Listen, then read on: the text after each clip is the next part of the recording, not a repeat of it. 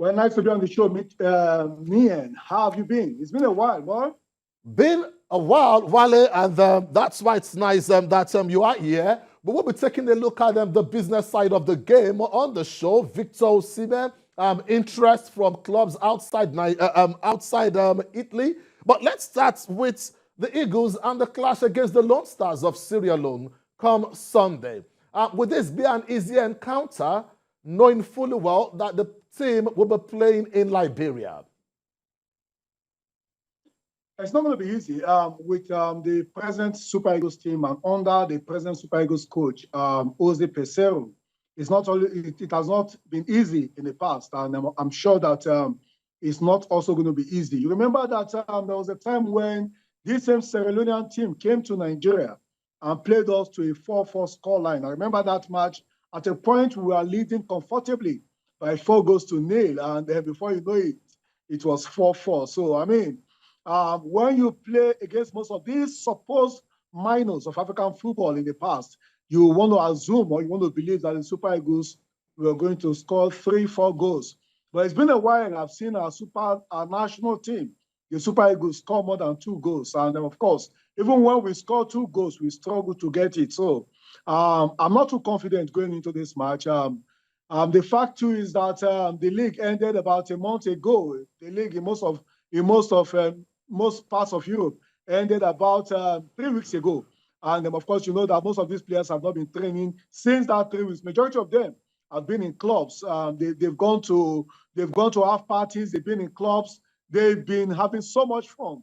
And when you invite players at a time like this, you need to put them through rigorous training. But I doubt if our coaches have what it takes to get these boys to go through that kind of training. And of course, you also know that when these boys get back home, when they're in Lagos, they want to have fun. They want to enjoy themselves. And when the enjoyment exceeds the performance, you don't expect too much from the boys. So we look forward to a good match, and we just hope that we can beat these Sierra Leoneans, because once you win that match, you're almost sure of being at the Nations Cup. What, Wale, Jose Peseiro will be in the news, or is in the news at the moment. His contract is a talking point. At the end of June, his contract will come to an end. And then they're having talks, to be or not to be, if it will be extended or not.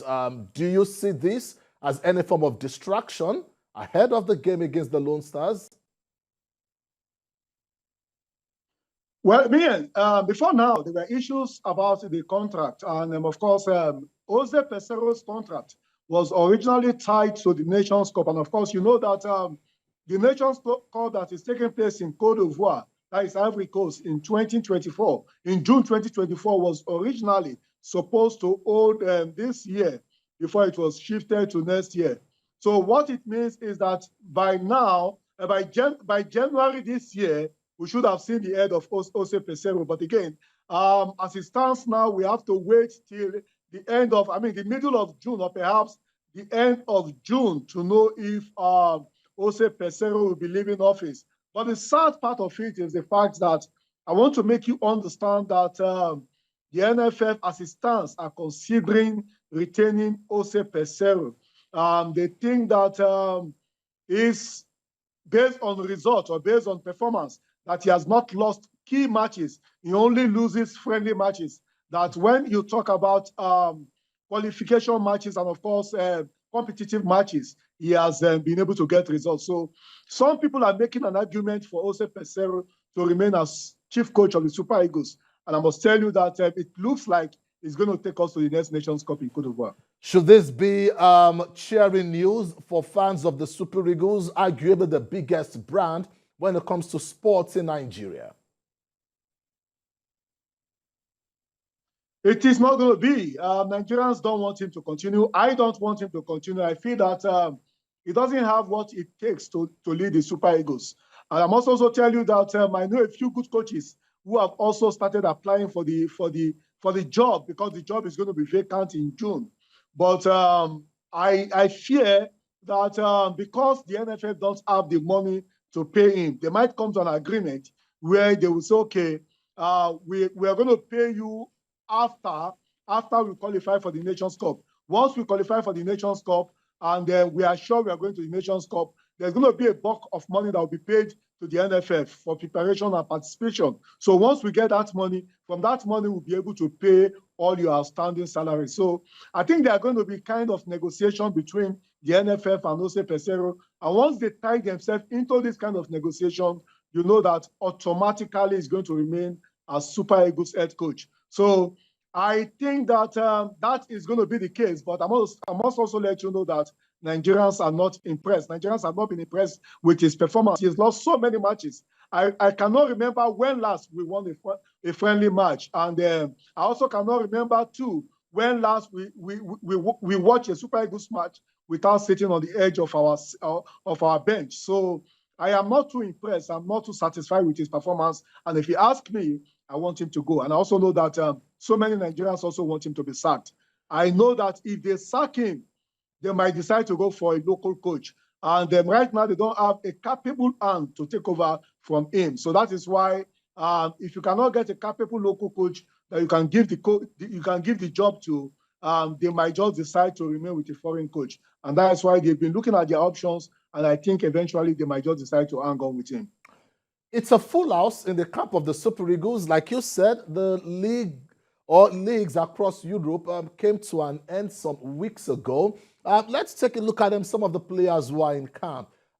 Let's start with the toughest, Everton Football Club, Alex Iwobi. Do you expect Alex Iwobi to still remain at Everton Football Club? There were talks of Iwobi probably extending his contract with the toughest, but then there was the challenge of battling relegation, which went to the wire the last day of the season. But do you expect him to move on or still stay with the toughest?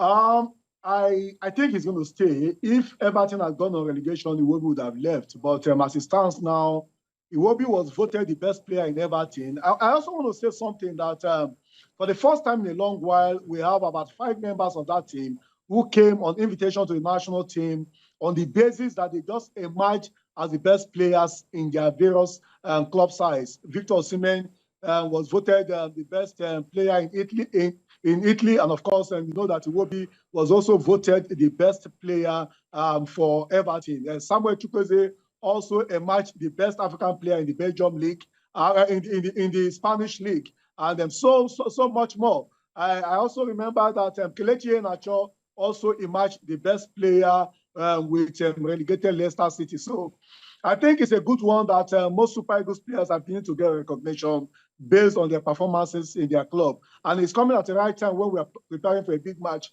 against Sierra Leone. But you spoke about Iwobi. Iwobi was fantastic. Everton was not fantastic, but Iwobi was the shining light of a poor Everton team. I saw the best of Iwobi playing for a very bad Everton team. But again, I still think that he can up his game. The Iwobi I knew at Arsenal is the kind of Iwobi we want to see in the national team. He has not really lived up to my expectation. All right.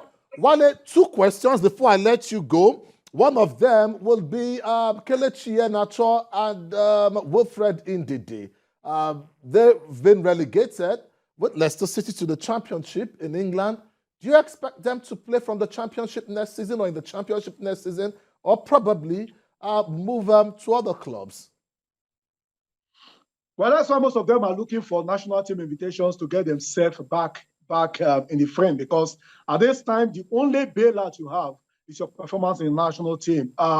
Based on club performance, Leicester City was poor. Ndidi was very poor. Wilfred Ndidi was very poor all season. He made so many silly mistakes. And of course, I must also say that it's one of the reasons why Leicester City went on relegation. For Kelechi Iheanacho, he was voted the best player, even though he had a few injuries during the season, and of course, he did not play 90 minutes on most of their matches. But again, I think that Iheanacho might step up. He might come up. I also understand that West Ham United is already looking at Wilfred Ndidi, because of course you know that in the coming days, West Ham will be selling Declan Rice to either Arsenal or Manchester United. So once Declan Rice moves, I hear that Wilfred Ndidi will be replacing him at West Ham United. And of course, for Kelechi Iheanacho, I also understand that Aston Villa and one other club is looking at him. So I am not sure they're going to be they will stay in the championship. They will want to come up to the Premier League again. So I expect that the two of them will come up again. You also know that in Saudi Arabia, there's money. And most of these players are getting old.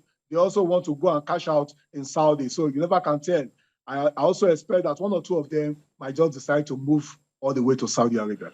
Well, Wale Ajayi, I must say very big thank you for indeed joining us on the show. And tomorrow, we will also be getting across to Wale Ajayi to take a look at the administrative aspect of the game in Nigeria, the Nigeria Football Federation, the technical committee department, and others. I must say very big thank you once again for talking to us all the way from Canada.